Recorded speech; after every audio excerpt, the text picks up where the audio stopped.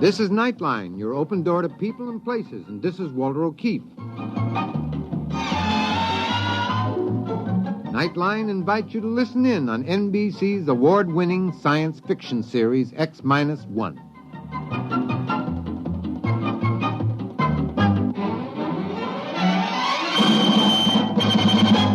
Now escape to a world of the future. Countdown for blast off. X-5, 4, 3, 2, X-1, fire.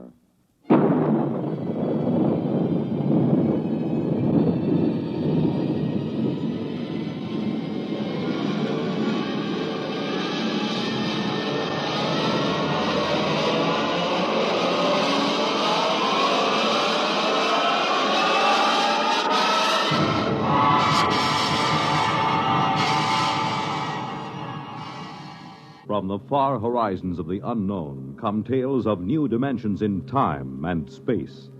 These are stories of the future, adventures in which you'll live in a million, could be years, on 1,000 maybe worlds.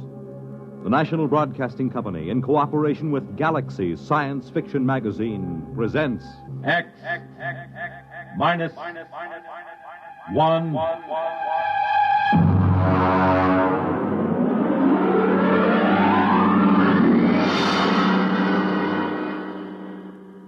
Tonight, A Wind is Rising by Finn O'Donovan. But first, hear this.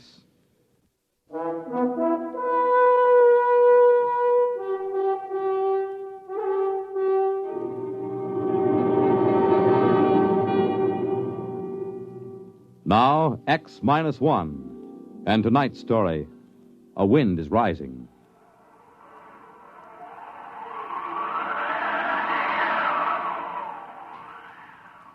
I'd only been on Corella for 8 months. Not long for a seasoned advanced exploration man like myself, but long enough to know one thing. Before long, I was going to kill me a native Corellan. Maybe I was a little edgy. When you have to live inside a steel and concrete capsule just listening to that fantastic wind howl 24 hours a day, it begins to get you. Anyway, it started when Smanik, he was our Corellan radio man, came up to my quarters to get me. Corellans are a dirty brown and look something like big spiders with 5 hairy tentacles. Yeah? Smanik, Earthman. Well? Other Earthman, tell Smanik, tell this Earthman, come pretty quick. Okay. You got lump sugar. What for? Smanik, do something favor, get lump sugar. No, I don't have sugar. Now beat it. Maybe you got dead meat? Smanik like dead meat? No meat. Now get your slimy shape out of Clayton. here. Yeah, what's wrong? Come on down with me. Clayton, I don't think it's good to insult these Corellans. They have no feelings, you know that. They have no emotional nervous setup. Just the same, I don't think it's good. For who? For you. When you insult somebody by your own standards, you hurt yourself, even if the object of your insult is a dead thing. Now, look, Mirishev, I'm an advanced exploration expert. You're an anthropologist. You stick to your stuff, and I'll stick to mine. Sorry. Now, what's the fuss about? The water faucet. What about it? It isn't running. What? I pounded it and put a probe in. It must be blocked out at the storage tank. How could it be blocked out there? I don't know. Maybe the wind rolled a boulder at it. Yeah. More likely one of those spiders like Smanik was fiddling with it. The natives have been told not to tamper with the water line. They don't like us. They might. I thought you said they were incapable of feeling like or dislike or any emotion. I did. I know they can't feel, but still somehow I get the sensation that they resent us. I'm glad we've only got one of them inside the station. Regardless of that, we can't live with our water supply cut off. Oh, listen to that wind. It'll be murder out there. I'll go. It's my turn. You wouldn't know what to do if you got there. It seems quite simple. Now, come to think of it, it could be a two-man job if there's a boulder. The wind gauge reads 82 miles an hour. Just a light breeze on Corella. Maybe we ought to wait till it drops a little. Let's ask the gink. Why do we take him along? The gink? He knows the terrain, and like all his kind, he's a fantastic sailor. But they take those woven land boats out in 100-mile winds with no qualms at all. The Brute, 14 tons, and it has a diesel engine. We don't need any sailors. If we have to use a steadying sail, I can handle it as well as any Spider-Man. Just a suggestion. Well, you stick to anthropology. Open the locks, and we'll get the Brute out. We'll need Smonik to close the locks after us. Smonik? X-Man call. Clayton and I are going out in the heavy land car. What's the weather going to be like? Wind come up along little more. Not anything to be afraid. He got sugar. Oh, here you are, Smonik. Very good sailing today. You got sail on truck. We have a steadying sail made of steel. Woven reeds. More better. A more easy time. We know all about that. Open the lock, Nerishev.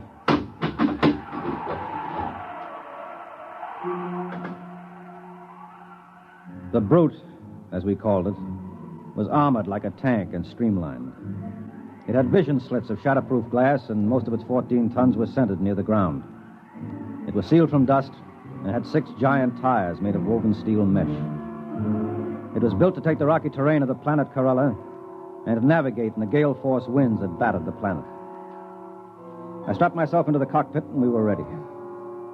The wind indicator told me that the winds had risen to 94 miles an hour and rising.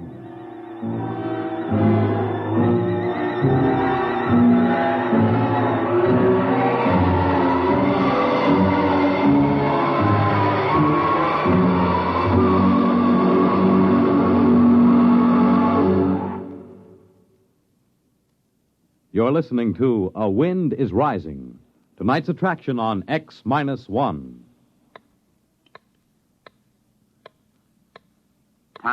Nighttime. The lights dim down for the curtain in theaters on Broadway. A Hollywood star greets the first guests at her party in Beverly Hills. In Chicago, the police plan to close the ring on a band of desperate criminals.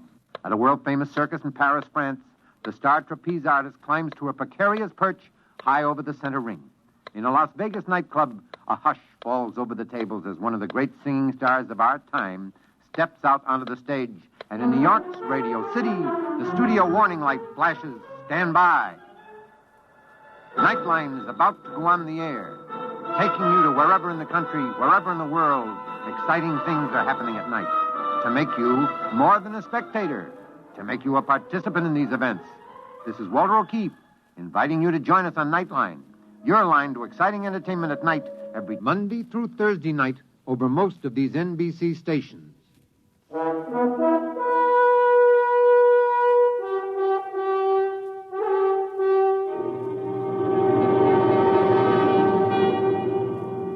Now back to X-1 and A Wind is Rising. I looked out over the instrument panel. The Corella station had been set down like an overturned bowl on a rocky plain. In order to get to the water storage tank, we had to travel 6 miles. Immediately around the station were our boulder baffles, huge spikes of concrete designed to stop the boulders that the wind rolled off the mountains.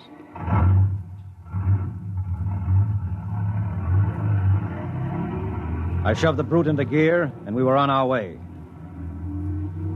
Hang on, Nerishev. Here we go. The wind is up to 97. Do you suppose we're in for a storm? The gink said it was fine sailing weather. For a Corellan, maybe. Well, this baby can take it. You see the pipeline yet? The sand is pretty thick in the vision glass. There it is. About 2 points on the starboard bow. I see it now. What's our speed? 3 miles an hour. Give us a little more oxygen in here. What? Hey, there's something coming toward us. Looks like a boulder. Hard right. That was no boulder. That was one of those ginks out for a sail in his land ship. Playful, aren't they? Next one scares us like that, I'll shoot him, so help me. I don't understand how they can sail those flimsy ships on those wooden rollers. What's our wind speed now? 102 miles an hour. I think it's going to be a storm, Clay. Well, there's no point in turning back now. We can't live without water. I'm game if you are. What's the strongest storm we've ever recorded? Well, let's see. In the 8 months we've been here, about 168 miles an hour. Well, this baby was built to navigate up to 200. We'll be all right.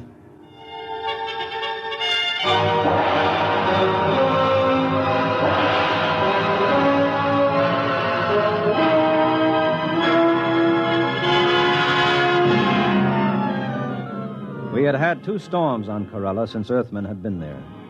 The first one had almost wiped out the station. That's why the boulder traps were built. The second one had leveled an entire mountain range on the other end of the plain. By the time we reached the water storage tanks, the wind was up to 113 miles an hour.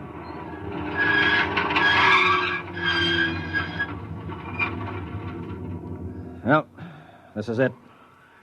One of us has got to put on an air suit and repair the damage. Means blowing out the line. It's my turn. What do you know about mechanical things? I'll go out. Fasten that nylon rope to me and winch it as I go along. I'll anchor the brute in the lee of the concrete breaker. Maybe you ought to wait till the wind dies down. It isn't dying down, it's rising. We can radio Smanik at the station and get a report. You think he'll give us a straight answer? I trust him. Hello, Smanik. This is Nereshev calling Smanik. This Smanik, Earthman. How long is this wind going to keep up? Long time. Maybe even longer. More than 2 hours? Yes. Okay. Clayton is going out to fix the pipe. We'll be back in an hour if everything holds. Okay. Well, I'm ready. Lock my helmet. Can you hear me? Yes. Okay. Open the chamber. Here I go.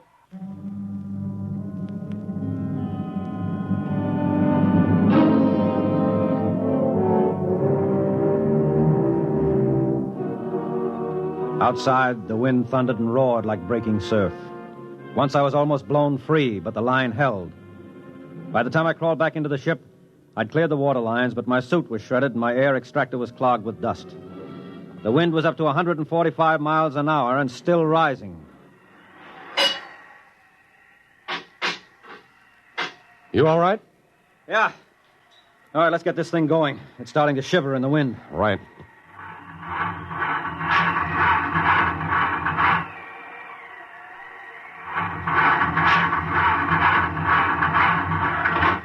What's wrong? I can't start the engine. Here, let me try.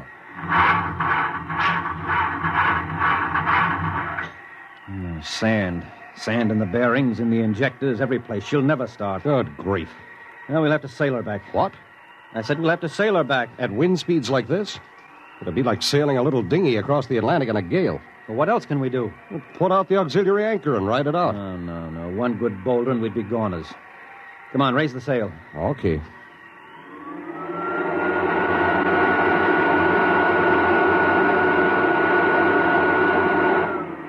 Release anchors.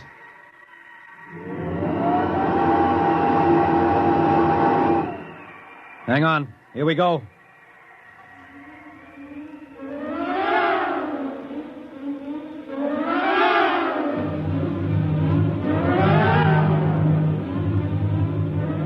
We raised the steel sail and tacked into the wind. Shoved by a wind that had now reached 175 miles an hour, the 14-ton brute soon picked up to a speed of 40 miles an hour. Even reefed down and heeled over, I couldn't hold her. And I had to winch out the steel main sheet to straighten her up. Then it began to happen. The thing we feared the most.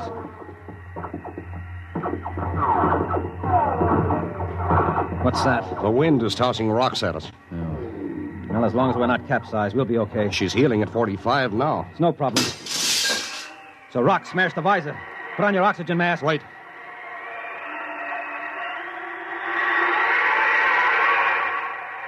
Man, she's boiling along now, 75 miles an hour.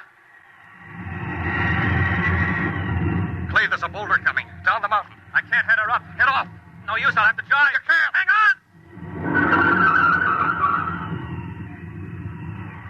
We missed us. That boulder's as big as a city block. You're headed for the cliffs. Winch in the sheet again. We'll head up toward the station. No, it's no use. I can't head her up. We'll have to run with the wind. You can't run far. The cliffs are dead ahead. Let's drag the emergency anchor. Maybe it'll slow us down. Suppose it fouls. Worry about that later. Drag it.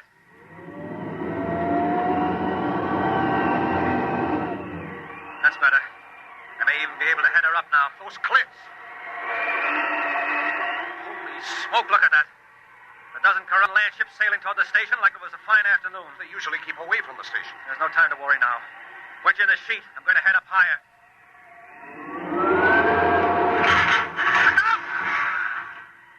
What was that? Boulder. Snap the mast off. Holy mother. We're being blown toward the cliffs. Is that land anchor out? Yes. Oh, pray it'll foul and hold us. Pray. Our Father who art... We're fouled. Yeah, and it's holding. Now if it'll just bite in. I think we're anchored. But listen to those boulders. We won't last 10 minutes anchored here. Move over. Why? I'm going to try the diesel again. I don't know, maybe it's a long shot, but maybe.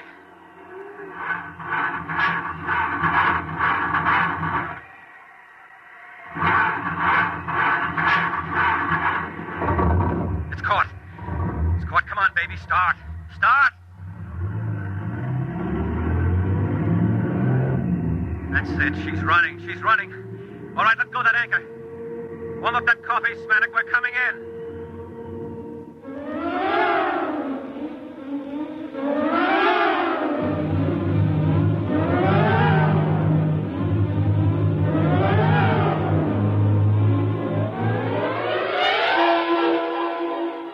Somehow the engine coughed and spit us back to the station. The boulder defense was completely flattened, and one side of the capsule was dented by a huge rock. But otherwise it was still holding. The winds were up to 212 miles an hour at the time.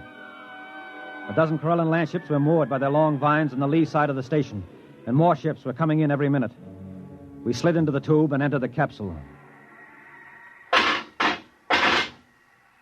Welcome, Earthmen. You have nice sail. Shut up, you crummy gink. Earthmen not pleased. You told us the weather would hold. Old Corellan saying, one can predict weather, but not do something about it. Very true. Yeah. We almost died out there. You wouldn't have been planning anything like that, would you? Smanik no understand. No? Well, do you understand this? Wait. Now get out of here. Get out before I blow your ugly head off with this gun. Very difficult for Smanik to be without head. Impossible to eat sugar or dead meat for almost 3 weeks before new head grow. Smanik join his people now for summer festival. Now, you do that. Pronto. Wait a minute, Smanik. Did you say summer festival? Oh, yes. Ancient Corellan festival. When summer ends, we go sail away to caverns in far west. Caverns? Yes. We live in caverns for 3 months. In that way, we have safety. Safety? From what? From winds. After summer is over, come winter storms. First storm of year about to start any moment now. About to start? What do you call what we've been having? The wind is 238 miles an hour right now. The brute's ruined, the boulder defense is leveled, the foundations are cracked. Very regrettable. Perhaps you like to come stay with us in caverns. Bring sugar. Impossible. We need oxygen, food, our own water. Very regrettable indeed. Well, maybe you don't stay and colonize our planet after all. Ah, yes. Really big wind starting to rise now. Smanik go. Goodbye, Smanik. Thanks for your help. Smanik do favor. Glad to help. You got sugar?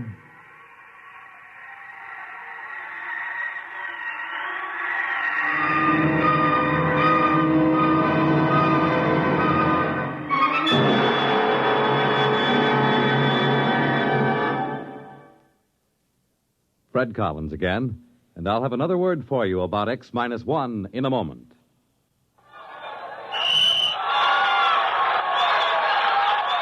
If that's the game you're missing because of a mean cold, here's something you should know. Every second someone takes it for the miseries of a cold. Millions more take bromoquinine. Every second someone takes it for the miseries of a cold. Bromoquinine. More people have taken more bromoquinine cold tablets for more complete relief than any other cold tablet ever sold. You could take aspirin or other single-action cold remedies all day and not get bromoquinine's more complete relief, even for virus colds. Bromoquinine works to relieve stuffy nose, body aches, fever, irregularity, the blues, and headache. More complete relief, because bromoquinine is the only cold tablet sold with wonder-working quinine and 5 other medicines, health-fortified with vitamin C. Remember...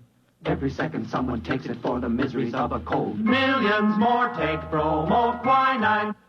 Get bromoquinine brand cold tablets. You have just heard X-1, presented by the National Broadcasting Company in cooperation with Galaxy Science Fiction Magazine, which this month features Finn O'Donovan's story, Gray Flannel Armor, which makes you wonder if knights would have been still more bold in days of old if they'd had transistor amulets. Galaxy Magazine, on your newsstand today. X-1 has brought you A Wind is Rising, a story from the pages of Galaxy, written by Finn O'Donovan and adapted for radio by George Leppers. Featured in our cast were Les Damon as Clayton, Bert Cowlin as Nerishev, and William Griffiths as Smanik. This is Fred Collins. X-1 was directed by George Voutsas and is an NBC Radio Network production.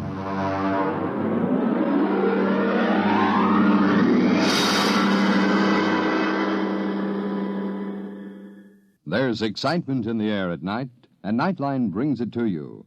Hear Nightline with Walter O'Keefe next on most of these NBC stations.